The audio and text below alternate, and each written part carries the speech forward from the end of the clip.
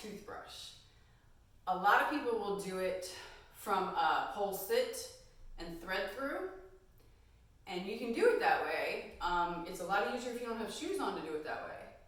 But I'm going to show you a way that you can do it with shoes on, so you don't have to do a thread through. Okay? So what you're going to do is you're going to get into Genie first.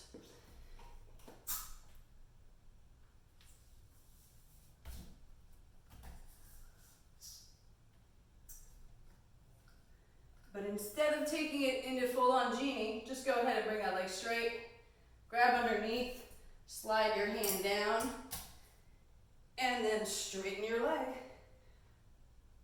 So this is the toothbrush. And since I'm in heels, when I'm done, I'm gonna hook and do something cute, maybe take it in a martini glass or something like that. Okay? All right, I'm gonna show you from the other side so you can see that, you know what they call that gluteal fold? Yeah, that's exactly what's holding on to the pole. My butt on the end. All right, one more time. Here we go.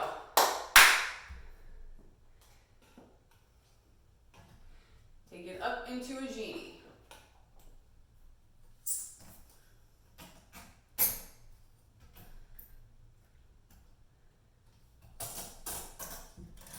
Lazy Genie. Sorry for the not straight leg, folks.